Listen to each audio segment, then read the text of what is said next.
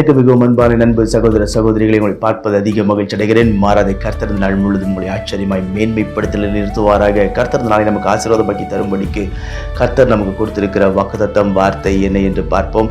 அது 1 சாமுவேல் 25:6 சொல்லுகிறது, உனக்கு சமாதானம், உன் வீட்டிற்கு சமாதானம், உனக்கு உண்டான எல்லாவற்றிற்கும் சமாதானம். கர்த்தர் 3 முறை இந்த வசனத்தில் சொல்லுகிற ஒரு வார்த்தை, உனக்கு சமாதானம், உன் வீட்டிற்கு சமாதானம், உனக்கு உண்டான எல்லாவற்றிற்கும் சமாதானம் என்று கர்த்தருடைய வார்த்தை உறுதியாய் சொல்லுகிறது. ஒருவேளை நீங்கள் யோசிக்கலாம், நான் ஏன் வீட்டுக்கு வரேன்னு தெரியல பிரதர், வேலையிலேயே கம்பெனிலே இருந்துடலான்னு சிலர் யோசிப்பாங்க. சிலர் சொல்லுவாங்க, நான் வேலைக்கு வரேன்னு தெரியல, ஏன் எனக்கு போகவே பிடிக்கல, சமாதானம் இல்லை என்று சொல்லி. இப்படி உண்மை சுற்றி இருக்கிற சில காரியங்களில் சமாதான குறைச்சல் இருக்கிறபடினால் நம்மால் எந்த காரியத்தையும் செய்ய முடியாத ஒரு சூழலில் நீங்கள் உட்கார்ந்து கொடுக்கலாம். ஆனால் கர்த்தர் சொல்லுகிறார், உனக்கு முதலாவது சமாதானம், உன் வீட்டிற்கு சமாதானம், உனக்கு உண்டான எல்லாவற்றிற்கும் கர்த்தர் அவர் சமாதானத்தை கொடுக்க போதுமானவராய் இருக்கிறார். நீ இருக்கிற இடத்துல ஒரு அமைதி, ஒரு சந்தோஷம், ஒரு நிறைவான ஒரு வாழ்க்கையை கர்த்தர் கொடுப்பார். உங்களை மேன்மைப்படுத்துவார், நிலை நிறுத்துவார். இன்றைக்கு சமாதானம் இல்லை என்று சொல்லி அநேகர் செய்கிற ஒரு காரியம் என்ன தெரியுமா? தற்கொலை செய்து கொள்கிறார்கள். செத்து போனால் என் வாழ்க்கை நன்றாயிருக்கும், செத்து போனால் நிம்மதியாக இருப்பேன் என்று சொல்லி சாவை தேடி ஜனங்கள் ஓடுகிறார்கள். ஆனால் இன்றைக்கு கர்த்தர் சொல்லுகிற ஒரு வார்த்தை, உங்களை பார்த்து சொல்லுகிற ஒரே ஒரு வார்த்தை, உனக்கு அவர் சமாதானத்தை கட்டளையிடுவார். அவர் யாருக்கு சமாதானத்தை கொடுப்பார் என்று வேதம் சொல்லுகிறது. எசையா 25:3 சொல்லுகிறது, உம்மை உறுதியாய் பற்றி கொண்ட மனதையுடைய உண்மையே நம்பி இருக்கிறபடினால் நீ பூரண சமாதானத்தோடு காத்துக்கொள்வீர்.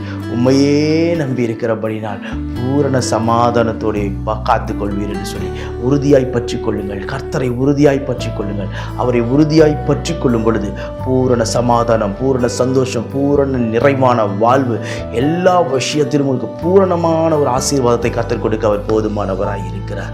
நான் உங்களுக்கு ஜெபிக்கட்டும். பரலோக பிதாவே, இந்த வார்த்தையை நான் கேட்கிறேன். அன்பு சகோதர சகோதரிகள் ஒவ்வொருவருக்கு நான் ஜெபிக்கிறேன்.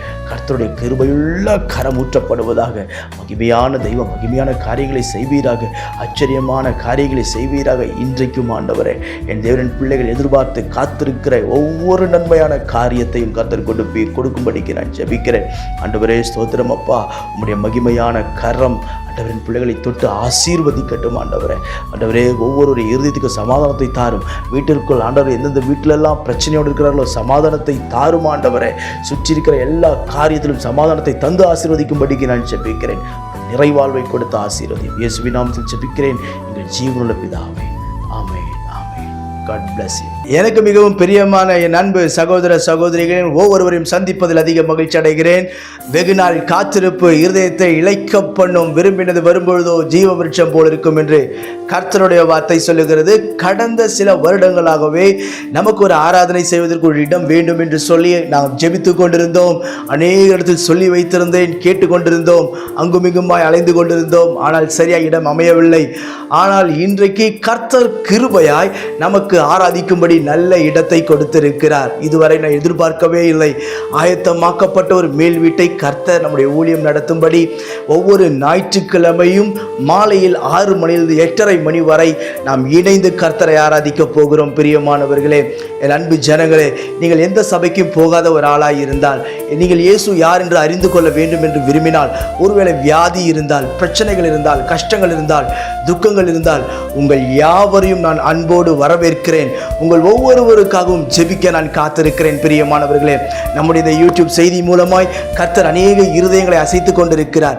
எனவே நீங்கள் இது அருகிலே யாராவது இருப்பீர் என்று சொன்னால், சென்னையில் இருப்பீர் என்று சொன்னால், உங்கள் யாவரையும் நான் அன்போடு வரவேற்கிறேன். நாம் இணைந்து கர்த்தரை ஆராதிப்போம், கர்த்தருடைய ராஜ்யத்தை கட்டுவோம்.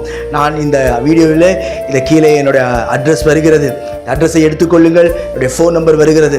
இன்னும் உங்களுக்கு ஏதாவது டீட்டெயில்ஸ் வேண்டும், இதோடைய காண்டாக்ட் பண்ண உங்களுக்கு ஏதாவது டீட்டெயில்ஸ் வேண்டும் என்று சொன்னால் நீங்கள் தயவாய் தொடர்பு கொள்ளுங்கள். நான் உங்களுக்கு ஆலோசனை கொடுப்பேன்.